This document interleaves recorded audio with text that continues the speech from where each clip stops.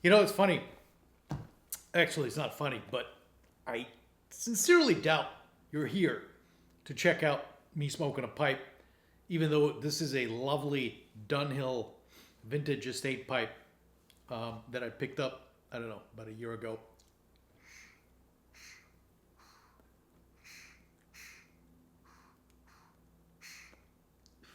Any of you guys pipe smokers?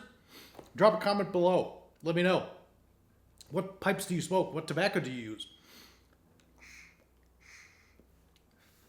Anyway, let me put this aside.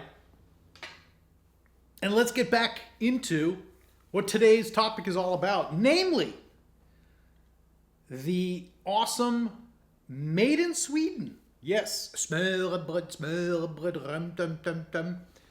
Swedish phono stage by a company called Moonriver Audio, founded in 2015, first product out in 2019. They only have two products really, which is kind of interesting in and of itself. Both made in Sweden, of course. One is the 505 phono stage, which we're going to be discussing today. The other one is called the 404 integrated amplifier, which has received tons of accolades since its introduction in 2019. But yeah, today, the 505 phono stage. Let's check it out.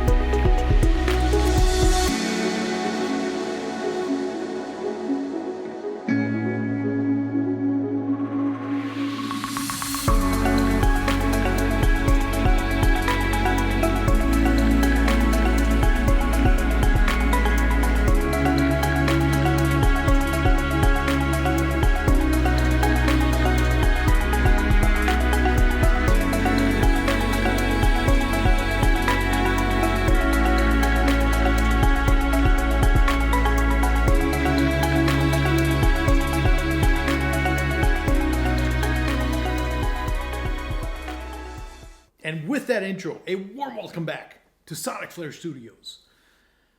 You would think that vinyl playback, after 100 plus years of trying to figure it out, would get to the point where it's simple as making pancakes. Anything but that.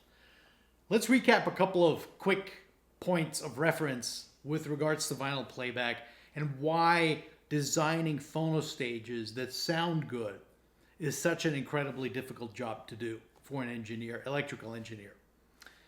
So let's start with the basics, right? You've got a spinning disc vinyl, obviously 33 1/3 or 45 RPM, or you have those old shellac discs at 78 RPM that run off of the old Decca or Columbia curve.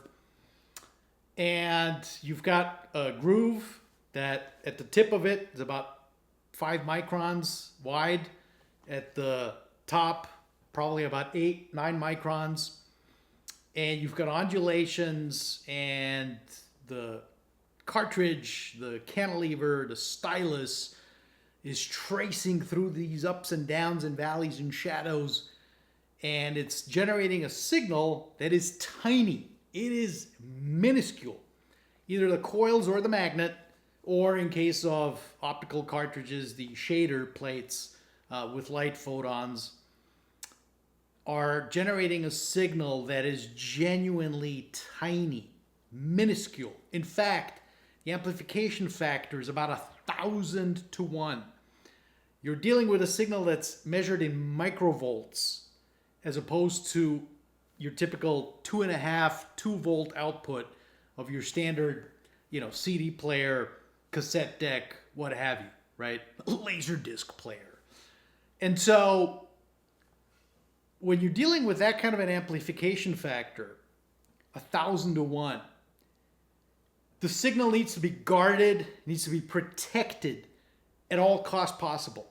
And therein lies the crux of the matter of designing a phono stage that can amplify it to a level where it then gets sent out to your line stage or preamplifier to then get further amplified, and then going to your obviously amplifier, and finally to your speakers. And so the basics of it are really simple. The execution of it is what's really challenging. Fortunately, there's a myriad of great sounding phono stages out there. And, you know, seems like as time goes on, more and more each day. My personal preference for phono, as you guys know, has always been, or for the last 10 years or so probably, given all the phono stages that I've heard, is EINSTEIN. Throughout their entire product range, I think they nail it for what I consider to be the optimal sound quality, for what I consider to be the importance of sound quality, which is wide bandwidth, wide open, dynamic punch. Why? Very simple. Music is dynamic and punchy and shovey. And so that's for my MC stuff. It's still today the reference. Of course, if you follow this channel, you will know that a few years ago I made the switch to optical cartridges by DS Audio and the phono equalizer energizer made by the great Ed Meitner, and under his EMMlabs umbrella, the DS-EQ1. And I've also heard the Meitner labeled EQ2, which is at a bit of a lower price point. It's more or less very similar sounding. And that's really my reference, my personal reference for phono today is an optical cartridge with Ed Meitner's EQ1 energizer. It is the highest bar, it is the lowest noise, it is the widest bandwidth, it is the most dynamic, but that's optical cartridges. And of course, the number one rule in high-end audio is you don't know what you don't know until you hear it otherwise. And so all of the great MC cartridges that I have in my portfolio, Transfiguration, Brinkmann, Lyra, my Mono, Kleos, etc., they're all still phenomenal cartridges. Of course they are, right? And so when Philip O'Hanlon, the distributor for Moonriver, approached me and asked if I was interested in reviewing the 505 MCMM phono stage, I was like, sure, send it over, Philip. Let's have it. Let's get my greasy little hands on it. And so here we are, the Moonriver 505 phono stage. It has not one, not two, it's got 4 inputs to boot. Each input is either MM or MC. Each input remembers, it's got built-in memory functionality, so it remembers the settings with impedance and capacitance for MM and MC cartridges respectively, and loading factor, or excuse me, amplification factor, gain stage, for each of the inputs. So you can have 3 MM cartridges plus 1 MC cartridge, and as you switch between them, you will have the memory applied to each input, right? Or you can have 4 MM cartridges or 4 MC cartridges. It's, by definition, and I think the fact that Moonriver labels it as such, it's created for people that love vinyl, for people that have multiple turntables or multiple tone arms on one turntable. Generally speaking, on turntables, you can have anywhere from 1 to 4 tone arms mounted on it. With that, obviously, 4 different cartridges. And of course, you can vary that, stereo cartridges, mono cartridges, etc. Even though the Moonriver has a mono stereo switch. But as we all know, as I've found out years and years ago, having a dedicated mono cartridge does make a big difference and sounds considerably better than just flicking a mono switch on your preamplifier or phono amplifier in this case. The construction of the Moonriver 505 is very, very good. It's all made in Sweden, which is fantastic. I think it's rare these days that these components are made in high-cost countries like Sweden. And so kudos to Moonriver for making sure that they're made in Sweden. You can tell it's got a tactile quality to it that just, for the price point it's at, about 5,500 US or 5,000 euros, depending on where you are in the world. Very high quality, very great build quality. Everything feels nice. The switches feel nice. It's very well built, no doubt about it. It's big. It's a full-size component. Fairly reasonably heavy, I would say. It has 6 transformers built in. It has a discrete high-gain output stage. And, of course, each of the switches, again, are selectable for each of the inputs. So as you can see from the dials that you can adjust, you've got multiple gain settings for MC and MM. I do not have actually, as a matter of fact, I do have an MM, an old Shure. The tip is broken, so I need to get a new tip for it. Unfortunately, I did not have an MM cartridge here to test it out and try it out. So all listening and evaluation was done with my choice of MC cartridges, which were the Transfiguration Proteus, Transfiguration Phoenix, Brinkmann EMT Tie, my beloved, like I said, Lyra Kleos Mono cartridge, the Ortofon SPU A, and of course the EINSTEIN The Pickup, made also ironically, or not ironically, but made by Ortofon under EINSTEIN specifications for EINSTEIN specifically. So a good variety of cartridges in the mix to try it out, test it out. And generally speaking, when I was playing with it, I ended up getting the gain stage to about 64 or 68 dB. The 72 dB setting was a little too high. The loading was anywhere from 100 to about 1 kilo ohm. The 470 ohm setting is actually adjustable internally. If you have an ohm meter, you can open up the case, obviously, and fine adjust it to your exact specification that you want. I did not have an ohm meter, nor did I want to futz with adjustments, so I kind of just stuck with what's available. And again, plenty of selections to choose from. And for me, the 470 ohm setting worked very well with most cartridges. 1 kilo ohm setting worked very well as well. It's sort of like a tone dial almost for an MC cartridge. You can adjust a little bit more for presence, for more aggressiveness. That's just to kind of suit the taste of the cartridge. Even though manufacturers recommend certain settings, you can play with it and adjust it to your liking. Then, of course, there is the Decca/Columbia 78 RPM stage that you can select in with a switch. So you can play 78s, which I do not have, and therefore was not able to check that out as well. Other than that, it's all RIAA curve. And so what does it sound like? So if I take my EINSTEIN, my reference MC phono amplifiers, they to me are, again, for me, for my listening, what I like to hear and listen for, punch, dynamic, shove, neutrality, the Moonriver kind of splits it. So it's not a syrupy sounding cartridge. It's not a very warm cartridge. So what's the Moonriver sound like?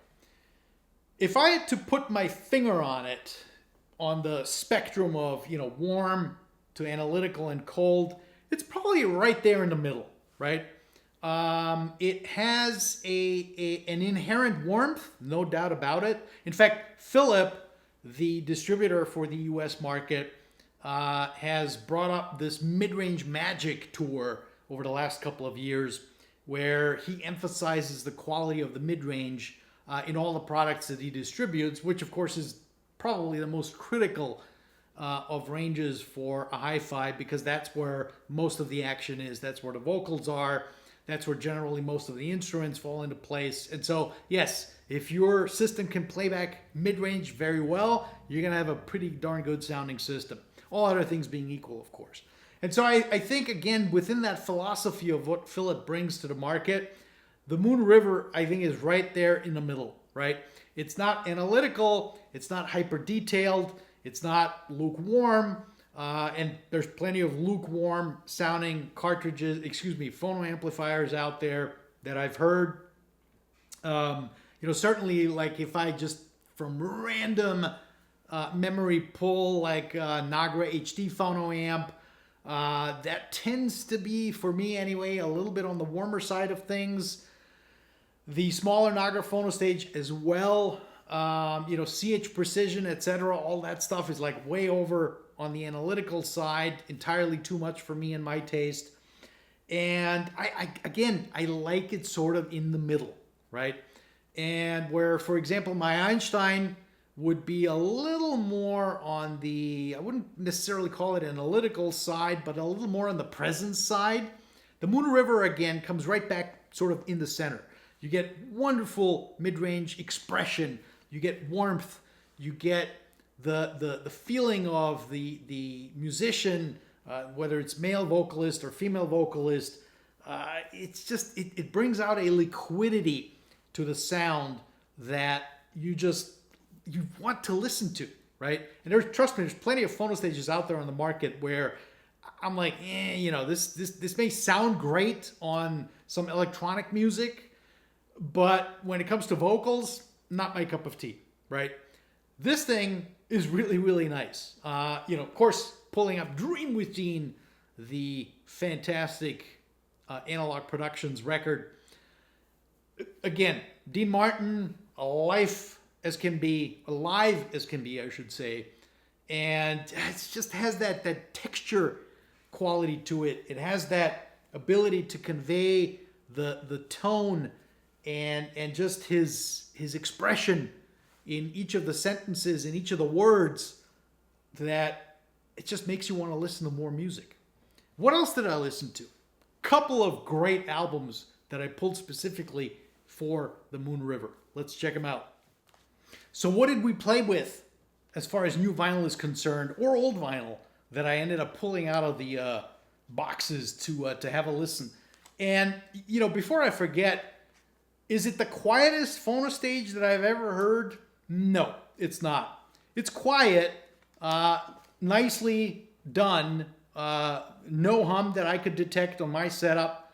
Again, hum is one of those issues that with phono playback is very critical and very difficult to solve for. So, I would make sure that, you check your groundings, etc. But in my case, in the system that I have, granted I have two dedicated lines in my studio, the hum was not an issue. But again, not the quietest of phono stages, meaning the signal to noise ratio could have been a little quieter, if I'm being perfectly honest. Is it distracting? Absolutely not. Is it something that you would notice right away? Not really, unless you crank the volume up and put your ear against your tweeter. You're probably going to be like, okay, this is, I can't really tell the difference, right? Just because that's something I do as a freak whenever I get a new phono stage. So I kind of baked it into my review process of just seeing how loud the noise really is, right?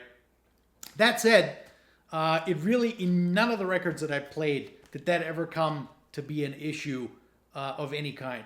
So first up, EINSTEIN Indigo's Impex record, reissue, 45 RPM, the purple vinyl. Autumn Leaves, again, one of those quiet songs. Great resolution, great tonality, the mid-range absolutely spot on. Again, last word and everything? No, But, you know, for example, the Einstein plays it with a little more emphasis, a little more presence, a little more shove than the Moonriver. But, again, all other things being equal, you don't know what you don't know until you hear otherwise. You really wouldn't miss a beat. This was a fantastic record I pulled out for my Lyra Kleos Mono. The great Ahmed Jamal. I've been on an Ahmed Jamal kick lately.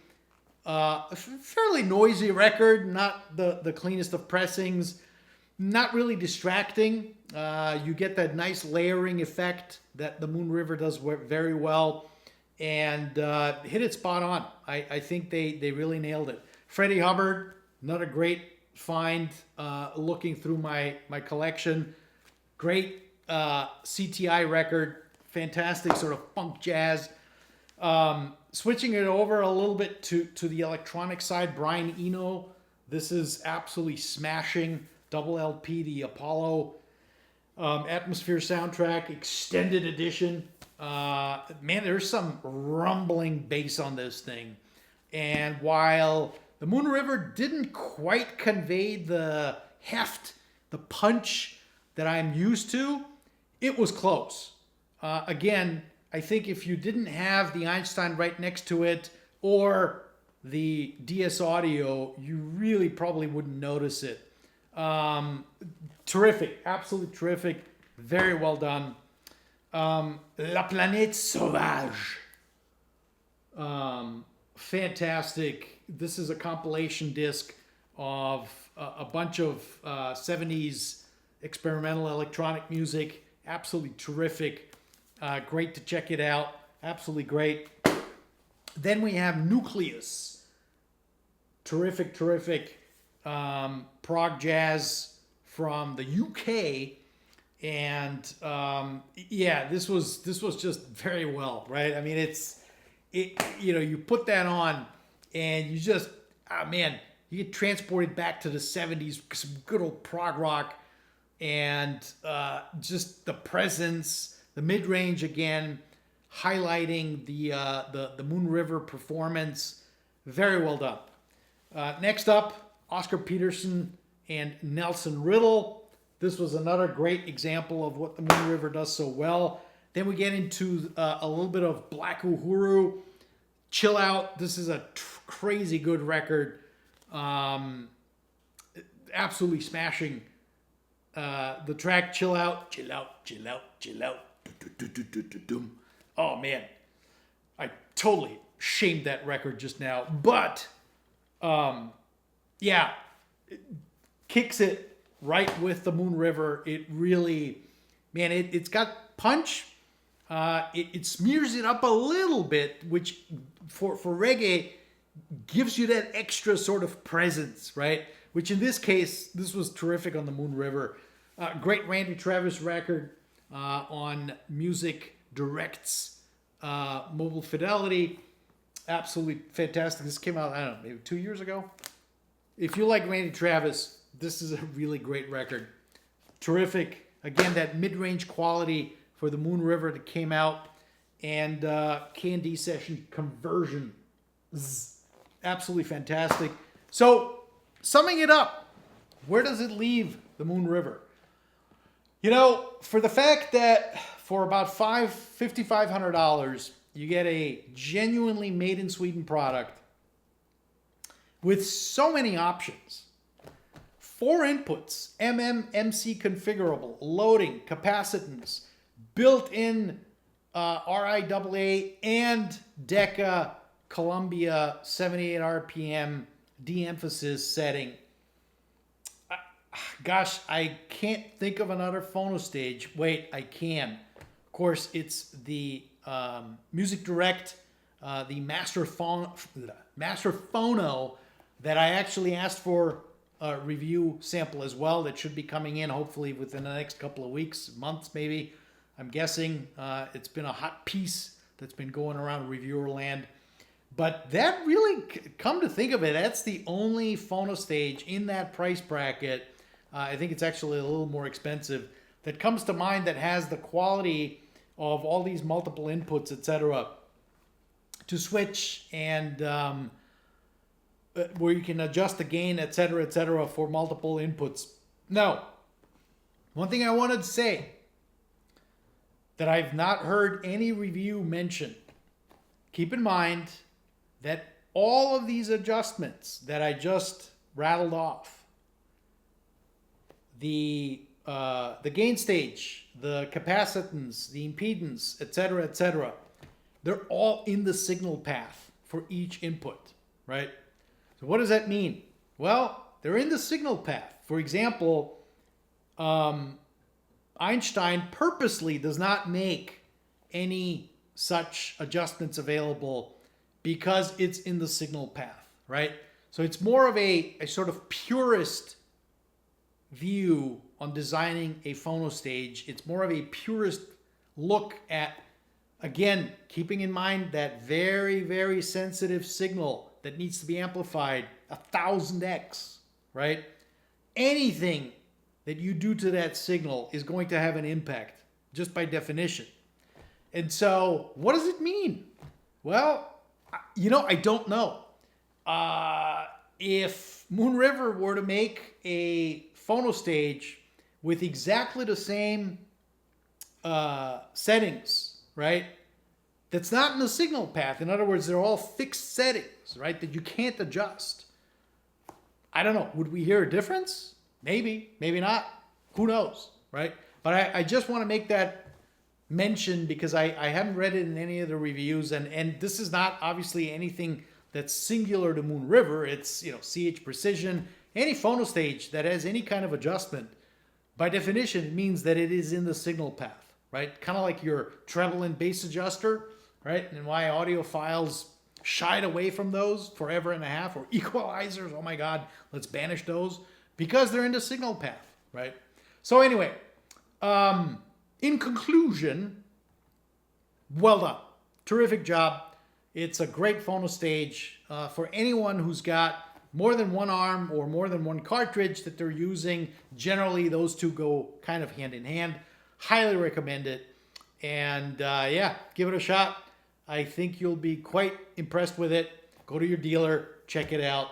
And with that, thanks for tuning in as always. Drop comments below. What phono stage do you use and would like to have? Let's chat about it. Thanks for tuning in. See you soon.